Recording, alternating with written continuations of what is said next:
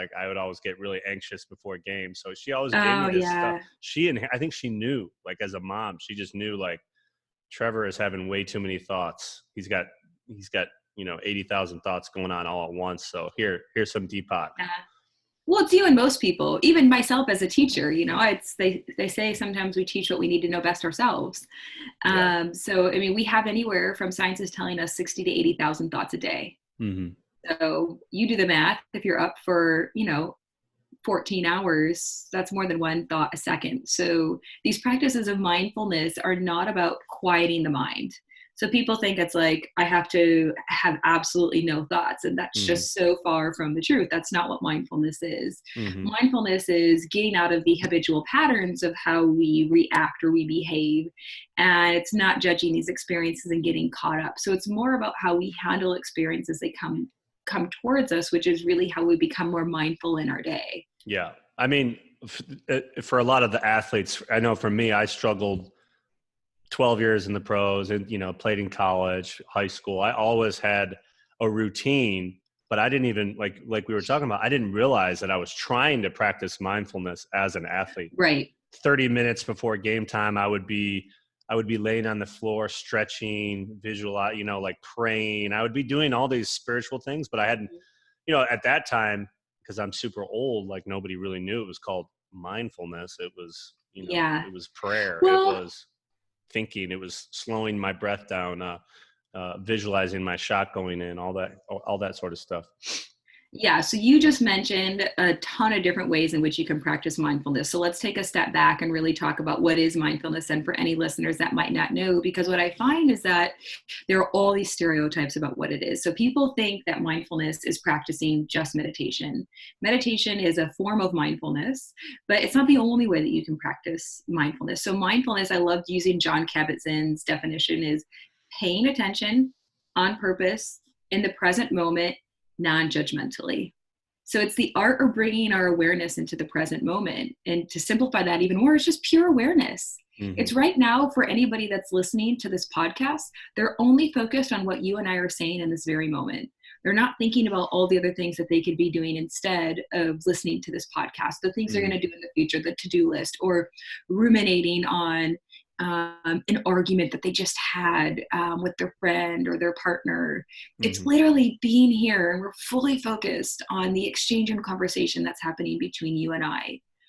And then there's all of these practices of mindfulness that help us cultivate this awareness so that we're aware in these moments. And so you mentioned some deep breathing, so pranayama. Mm-hmm. In Sanskrit, I'm practicing meditation, practicing creative visualization. So you mentioned that when you're maybe at the free throw line and you are imagining the shot. Are you showing your follow through right now? I am, because I love to use my hands when I talk, as you can tell. Everyone, let's watch the gooseneck follow through and a unicorn band-aid. That's so you're standing at the free throw line. You're imagining the shot and the follow through. Uh-huh. You're imagining maybe the feelings in your body of actually, swishing the basket. Maybe you can hear the swish of the basket in your mind. You're hearing the crowds erupt. Mm-hmm. So you do all of this creative visualization to really embody the most perfect form, if that experience comes to play in a game. Yeah. So those are just a couple of ways in which we can practice mindfulness. So this is what, okay, I get a lot of, I work, coach pro athletes, a lot of youth athletes.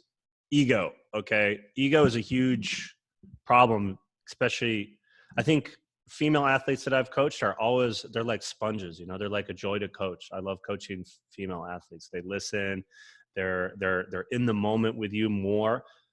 Male athletes, pro athletes, they're just this ego, there's this barrier where sometimes they don't want to admit that they feel fear. They don't want to admit that they have anxiety, and they probably are judging themselves interior, but they're just unconsciously. So how would you tell an athlete, okay, it's okay to feel fear, but also practice fearlessness, or practice courage, or connect to those negative feelings? Oh, really good question. So here's the thing. This goes much deeper. So this, the masculine energy, some of the things that you just mentioned, the dominance, we all have ego in us. It's just the way that it shows up. Even, I would say that I embodied most of my life a more masculine energy versus feminine. We all have a little bit of both. Mm-hmm. But when we think of the masculine energy, like starting as, when kids are very young, we say things like, big boys don't cry. Put your big boy I've cried pants today on, twice. or like, I've cried twice did just you? in this quarantine. No, that's not true. No. But even if you did, that was okay. That's okay. We're conditioning kids at young ages to think that that's not okay to embody emotion. Mm-hmm. And emotion is natural. It's nearly impossible for us not to have emotions and feelings towards every experience. So it's being okay with that. So the first step is really kind of going back and kind of saying, where does this conditioning come from? Why do I feel like I need to show up this way? Mm-hmm. How was I conditioned?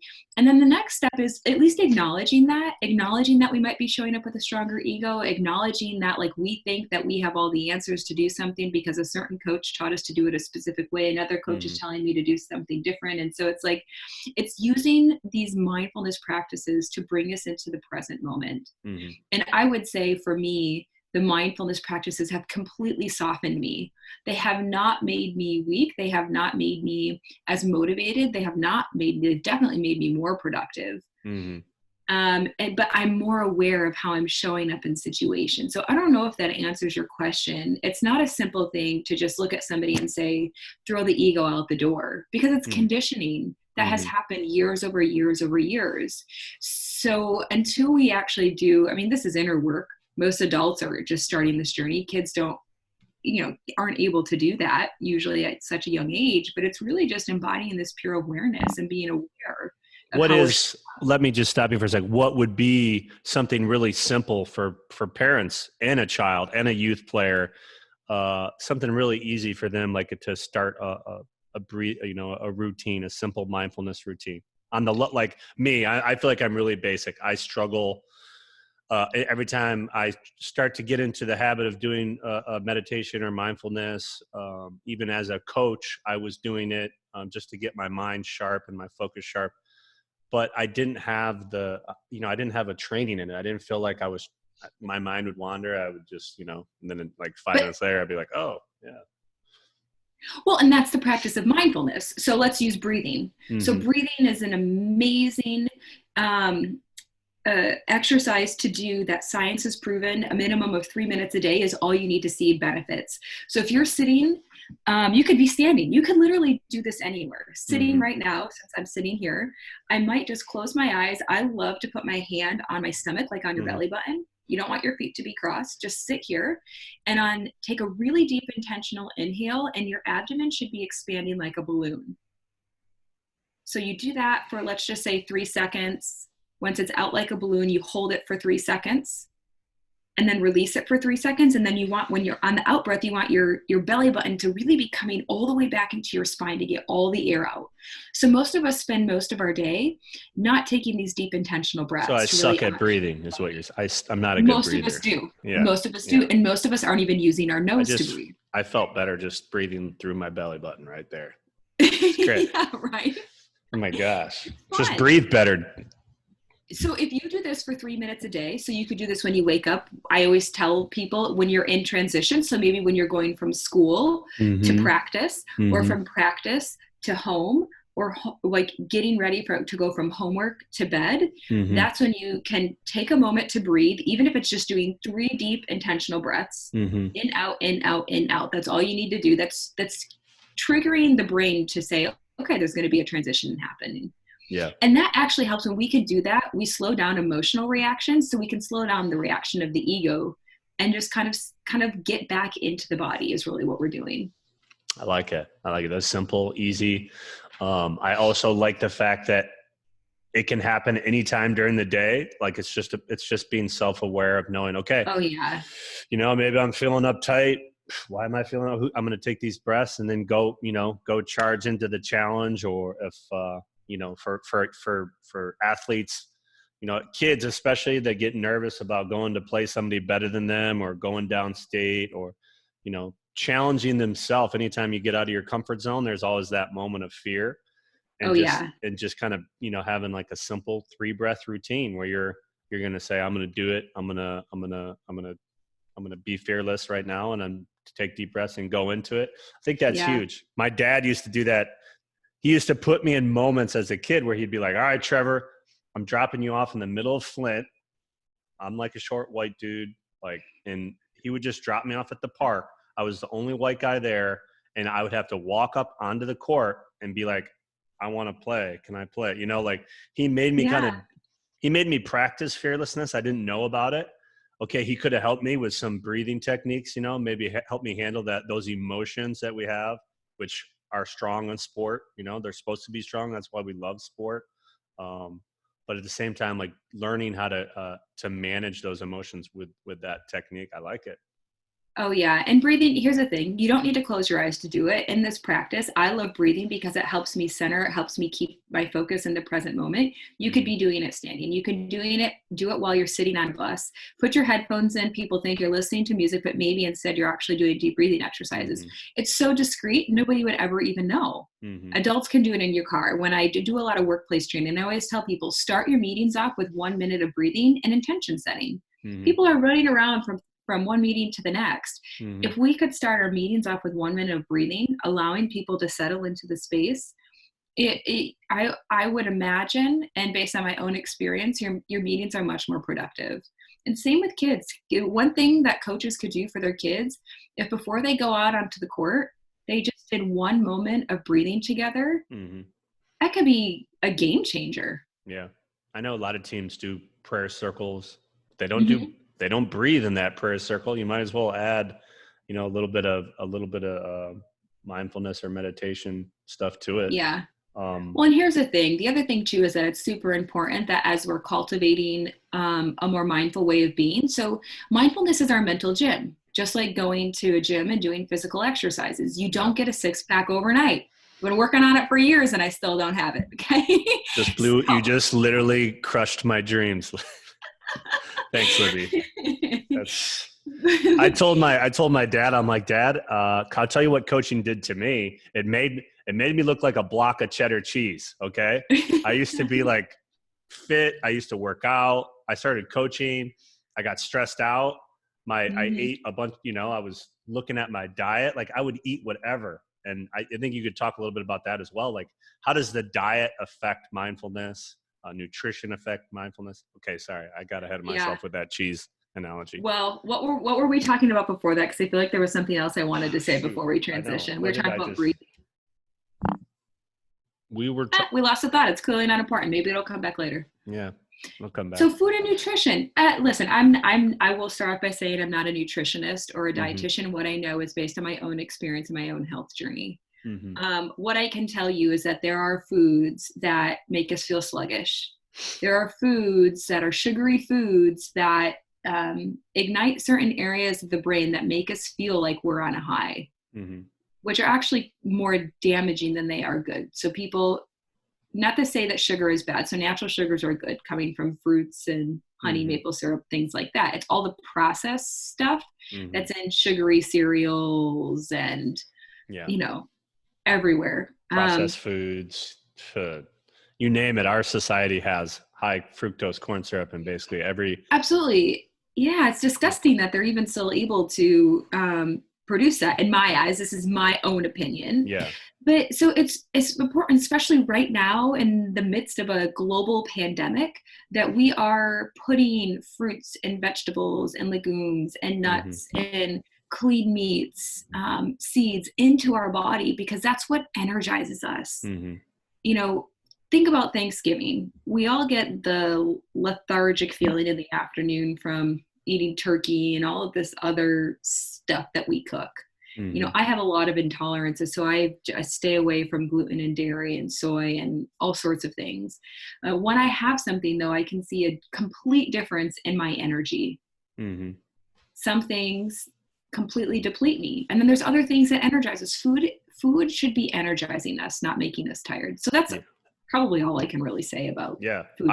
I was reading today, if you think about our society, about athletes, about the mental health of, and I'm not a doctor, I'm not a nutritionist, but you can simplistically connect nutrition, gut, your gut, Yes. produces, there's 100 million neurons in your gut that produce 95% of your gut produces serotonin. Serotonin is the happiness or mood Feel good. elevator, biomarker. And you just look at what we put in our bodies and how that affects the relationship between the brain and the belly and the gut.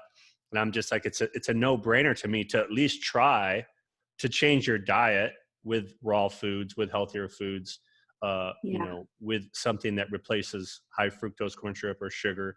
What are some of those things? I'm not a nutritionist, but think about that stuff. Parents, coaches, athletes, what are you putting in your body affects mindfulness. There's so many amazing resources out there too. So some of my favorite people to follow in that space are like Dr. Mark Hyman. Is a really great one. He has a podcast called, I think it's called The Pharmacy.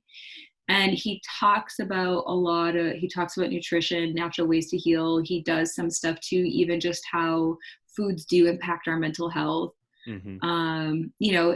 Mental health conditions can exist because we could be depleted in like magnesium or vitamin D, things like that. So if we supplement with those or just eat foods that are high in those nutrients, sometimes we can, support our mental health in that moment. It depends on the severity. Yeah. Think of like the seasonal depression that a lot of people. Oh, that's real up northern Michigan. Yeah, Michigan. Absolutely. I was feeling it, the last 2 months, and I actually started supplementing with vitamin D again. And now I'm just pumping so many nutrients into my body because I want to build my immune system so I stay healthy during this pandemic. My mental health has completely shifted in the last 2 weeks of taking that. And so I was like, oh my gosh, why didn't I start taking this sooner? Are you just walking around your house, like on your hand, like doing walking handstands? Is that how you move around your house? Because you just feel that good? I actually don't feel that good, and I can't do handstands yet. I'm still up against a wall. So but you're practicing it. I do, because it's always been my goal to want to do that. As a yogi, that's like my ultimate dream, is to be able to do a handstand without any type of support. I love it. So let's say, what would be your three top for athletes, coaches, people that want to improve at mindfulness? What would be your three tips or practices that athletes and coaches could start using, parents could start using with their athletes to get better? Let's just go to some of the easiest ones. So guided meditations. For me, an intentional seated meditation practice is one of the most amazing self-care techniques that we can do for ourselves now. And here's why. Because our mindfulness, our meditation practice is not just about the 10 to 20 minutes when we're sitting in meditation. The effects of meditation carry into the rest of our day. So it sets us up in a way that when we do it in the morning, we're ready to take on the day. We do it in the afternoon, we've already experienced stresses. So this can help calm us down. And so you can't just meditate. You could just meditate once a week if you wanted, but a couple times a week will start to show up in your life in ways that you had never imagined. People notice the differences in me before I noticed them in myself when I started my meditation practice. There's all sorts of apps out there. Deepak Chopra and Oprah Winfrey have a 21-day meditation experience that just started about, bringing hope at uncertain times. So there's an app for that. It's free.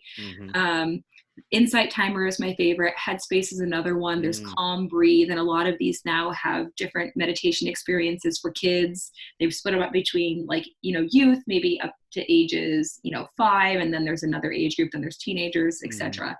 So meditation for sure, no doubt. Creative visualization. So every athlete should be using a creative visualization technique. And there's guided meditations that exist for this on YouTube and all of these apps. The reason creative visualization is so powerful is because you're literally visualizing the most perfect way that you can show up in your game or when you're out running a marathon. You start to embody the feelings of how you want to feel during that game. And that's what we carry with us. So before we go into a game, a lot of us might have the stomachs churning, we're sweating because we're starting to maybe get nervous. And so when we send ourselves into a stressful state, that's when the stress hormones get released. So what we want to do is to be able to stay in a level of homeostasis or restful awareness so that we don't do that. We don't want to go into fight or flight right before a game. We have to stay centered and grounded and in the moment. And so creative visualization helps us really embody how we're going to show up in the times when we're actually going into our performance. Nice. And then I would say there's so many, but I feel like we already talked about breathing, but breathing is life-changing. It energizes the body, but it also calms us down when we're going into a state of anxiety or panic. Mm-hmm. It can be overwhelming when we feel the pressures as an athlete, especially when we start to get into more competitive levels. And so breathing is such a simple thing that we can do and don't have to spend a lot of time on. Mm-hmm.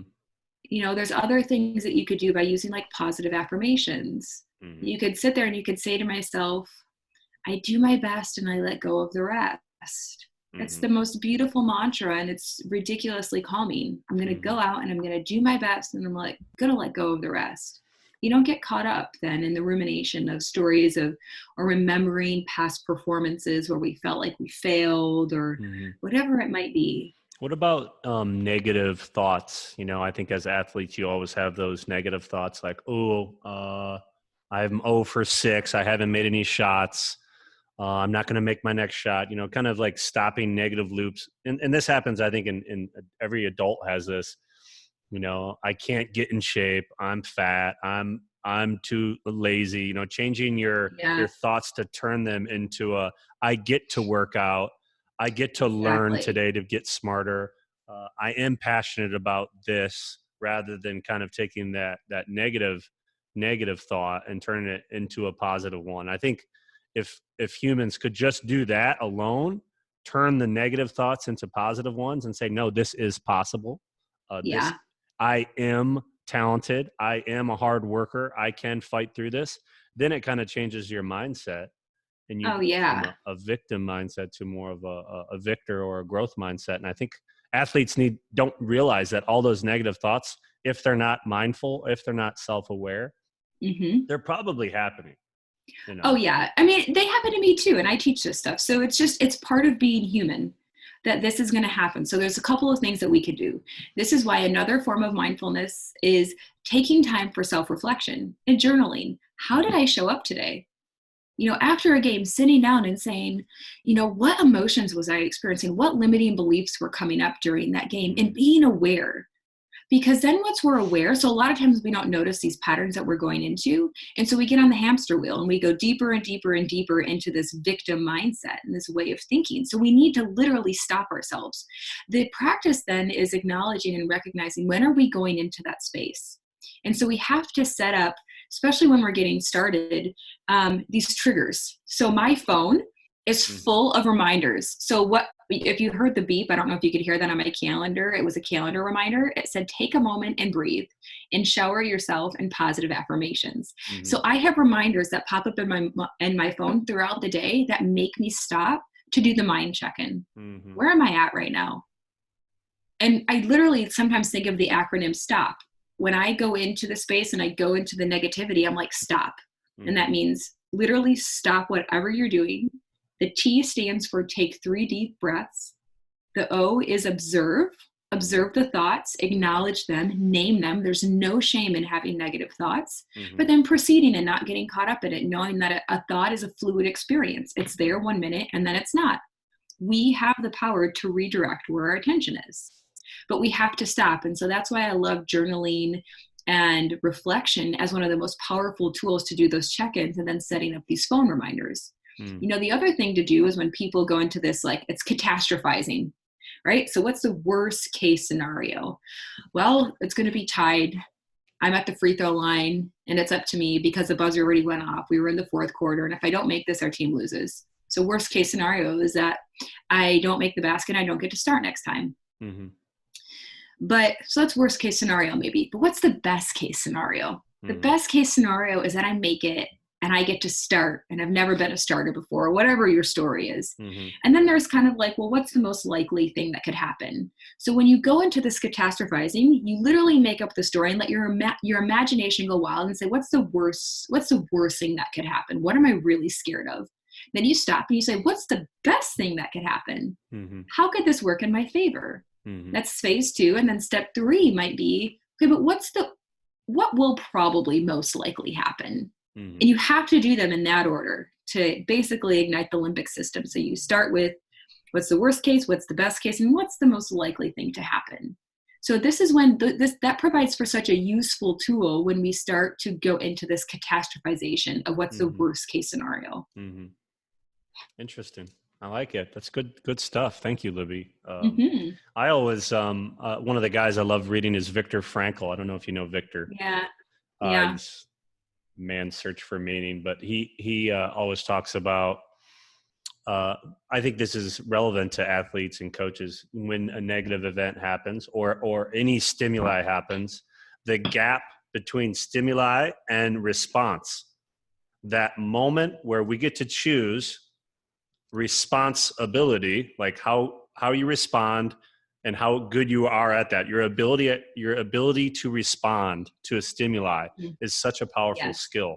How would you help athletes, like you're saying, stop, take 3 deep breaths, observe, and what was the last one?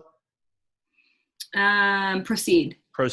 Okay. Yeah, it's proceeding without getting caught up in it. So I go on with my day. It was an experience. It happened. And so that's no longer in the present moment. I'm in the here and the now. And now I have an opportunity in this moment to choose differently. I just turned the ball over. The coach yelled at me. I'm pissed off. Stop. Observe, take 3 breaths, observe that emotion. It's okay. You got to keep playing, move forward, get it back into the game. And that happens in life. That happens in sport. It happens with everything. Yeah. The other thing I like to do too that you just made me think of is that sometimes when I teach the acronym STOP at the observe, I also say 3 things that you're grateful for. When you start to get hard on yourself and you're judging your performance, you could change that and say, you know what? But I'm so thankful for my coach and I'm so thankful for my teammates because, I had a bad pass, but my teammate covered. I was just going to say a swear word. Don't you dare. The parents will never forgive me. Oh, I'm glad I stopped myself. We didn't talk about what language. This is PG-13, so if a swear word slips out, all right, I will not bleep it out. Edit it out. No, I will not. I'll let it go. I'll let it roll. I think people need to see the raw, authentic Libby, Yeah, I love the passions coming out right now because I think that it's our mental health and our mental and emotional reactions don't get enough credit. They have started to get a lot of attention in the last 20 to 30 years.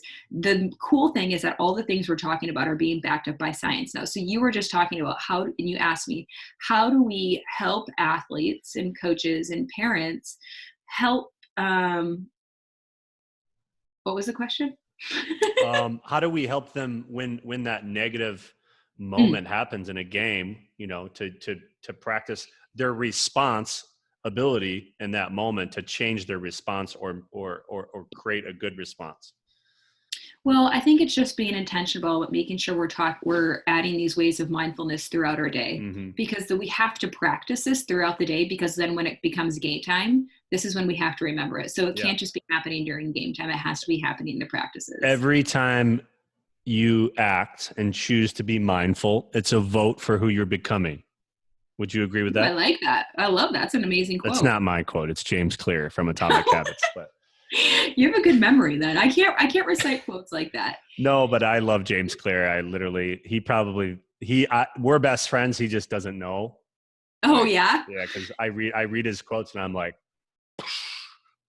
mind blown. Like every quote, every time I read a paragraph, I have to just stop and let it sink in. But you were saying gratitude. Gratitude is, to me, that's one of the things I practice. I started doing this as a pro coach in Europe. I would use my dry eraser on my bathroom mirror, and I had a grid on the top, and I call it a habit tracker. I do this with my youth in Michigan or athletes. And I put down, let's say you want to do 3 things that you want to start practicing: breathing, breathing 3 times a day for 3 minutes, seated meditation, the stop technique. And you put those down on the left side of the column. And then on the right, you have your days, your month, 30 days. And then you put just a little rows and columns like an Excel sheet. And each morning you wake up, bam, bam, bam, you X every time you do it. If you reach your goal, great. If not, well, you can kind of track your habits, because habits are those actions that are kind of votes for who you're becoming. Are you becoming a Yeah. mindful person? Are you not? Are you practicing mindfulness in moments where you get stressed or fearful or anxious? And I think it's really Yeah. important that it's not a big thing. It's not like, oh, I got to practice yoga for an hour every day. Yes. It's these little things, these little marginal improvements you make day after day. And I think athletes and Yeah. coaches and parents kind of get lost. It gets lost, in the big picture. Yeah, so I do a lot of one-on-one coaching, and one of the things that I teach every person that I coach is tiny habits. Mm-hmm. So tiny habits basically are setting up prompts for ourselves so that when we do a specific action, we follow up with a well-being habit, and then we celebrate. So in order to change a habit, we have to be motivated, we have to have the skills and knowledge, and we have to have the ability, right? So sometimes if we're working out, we're a couch potato right now. Imagine you and I don't work out and we want to work out, but everybody's telling us that we have to get 10,000 steps in a day and maybe go walk for 3 miles. And we're like, oh, that sounds so daunting. Mm-hmm. So maybe instead what we do is we set up a tiny habit. So every time I let the dog out, I just walk around the yard. And then when I'm done, I celebrate and celebrate maybe by just saying, good job, Libby, I'm so proud of you. Or you give yourself a hug, or maybe you get to go in now and drink your coffee. Yeah. So tiny habits are really amazing because over time, we get used to this tiny habit, and then we're like, you know what? I'm going to walk around the yard 3 times now instead of once. And then it becomes a mile, and then it becomes 2 miles. And so eventually over time, habits become sustainable. So what happens is a lot of times we have these well-being habits for ourselves. I'm going to go outside and shoot, 50 baskets. Mm-hmm. But that just seems like a lot right now. But maybe what I want to do is every time I start the coffee machine, I go outside and I shoot enough baskets until the coffee is done. And then my reward is that I get to drink my coffee after. Mm-hmm. Clearly, I use coffee twice as examples, so I don't know what's going on there. With you. I already Everybody had my coffee that listens to this show, everyone that listens to this show loves coffee. I guarantee it. Okay, good. So we can set up these little tiny habits that help us cultivate long-term habits over time, and so they're sustainable. And the beautiful thing is, are you familiar with the science of neuroplasticity? I mean, I'm not I am, but I would say that it's very limited. Okay, so basically the beautiful thing about this research is that science is proving to us that we can rewire the way that we react and we behave in any moment. So we used to think years ago that the brain wasn't pliable, and after a certain age, we were just the way we were. So you know how many people I'm not changing. Mm-hmm. I can't change. I've been doing it the same way for years. Yeah. That's a choice. So people need to understand that's a choice, because science has proven to us that no, it is possible to create these new neural pathways. So I think of the brain as having all of these different roads and highways. Mm-hmm. Some roads are easy to follow. Those are habits and patterns that we've done over and over and over again in our life. Tying our shoe maybe is an example of that. Mm-hmm. We do it the same way every time. So try doing the opposite loop first and then the other one, and it's hard to do, right? So that's a pathway that we've conditioned over time. That's a clear road. But what happens is when we're intentional about these mindfulness practices, it causes us to pause and to take a moment to think about how we're going to react versus just going to the habitual pattern.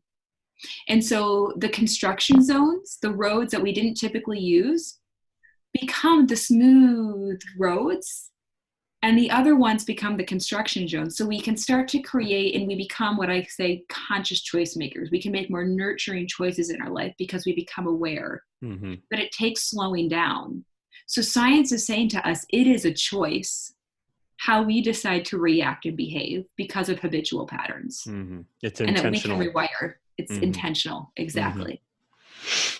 Yeah, I wonder how many athletes are intentional about what they're developing internally and externally, what they're developing in their game, why they're developing it, anyway, yeah, that just got me.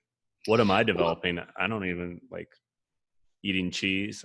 Got a really small habit of cheese you'll now. You'll be able to go to the Whole Foods counter and start tasting all their samples. When you live in Europe, Libby, let me tell you, the cheese selection is good. It's very good over there. Mm-hmm. Well, you know what? So I can actually eat dairy and gluten when I go to Europe, but I can't here. It's crazy, right? I can eat different stuff there. And then when I come home, I just get like a swollen feeling from eating the food. And I'm like, I know something is Yeah. wrong with this picture, but I'm Yeah. not a scientist. I'm not a, food scientist, but There's a lot of research out there about it, and it has to do with the chemicals that we're using, antibiotics, hormones we're giving to animals, and things like that. It's off topic. Anything else? Just, I'd love for you to plug your website, social media, give everybody a chance to reach out to you. Any parents, coaches that, maybe want a help with their practice or mindfulness training. Welcome to reach out to you. I'm not going to say that. You could say that. I'm just so passionate about what I do, and I know that these tools are life-changing. So I do a lot of different things. I'm primarily based out of Saginaw Bay City in Midland, but kind of go all over and travel a lot for my job, doing public speaking about mental health, teaching mindfulness. And my website is www.somethingbeautiful.co. So that's my personal business where I do one-on-one coaching and keynote speaking. And then I'm also the co-founder of an organization called Oh Infinite Love, and that's ohinfinitelove.com. And we're more focused on building mindfulness training for organizations to help people improve their quality of life. And so you can find me on Facebook through both pages. So my Something Beautiful is the @ and then it is Something Beautiful on Facebook and Instagram. And then it's Oh Infinite Love on Facebook and Instagram. I'll tag all those in the notes and the show notes and stuff like that. Yeah. And feel free to share my email. Like there might be parents that are listening that want recommendations for other resources, podcasts, people to follow, books. Happy to share those with your audience as well. I love it. I mean, we talked about so much. We talked about phone reminders, the stop technique, breathing, mini habits, gratitude. I think I learned, I'm going to try some of this stuff, especially I like the phone, like really having stuff to remind yourself to slow down, and just practice what you want to become. That, what are you trying to improve at, whether it's fitness or learning how to dribble, having those reminders set in. Like, we should use technology to our advantage. Absolutely. Not to our escapism or distraction, like most of us do. Exactly. There are so many amazing benefits of technology to use in our favor, especially with these. There's so many apps to use for these types of mindfulness practices. Well, thank you so much. And You're I look welcome. forward to, we'll just check in from time to time, and I'm sure we can get you back on it. And I know the parents are going to love this. The coaches, maybe you'll be coming up to Northern Michigan sometime soon to help a basketball team get their. As long as it's in the summertime, I will come up there whenever. Exactly. Me too. I don't step foot up there until the summer. They know better. All right, awesome. Libby. Thank you so much for the time, Trevor. Thank It was great you. chatting. Have a good one. Yeah.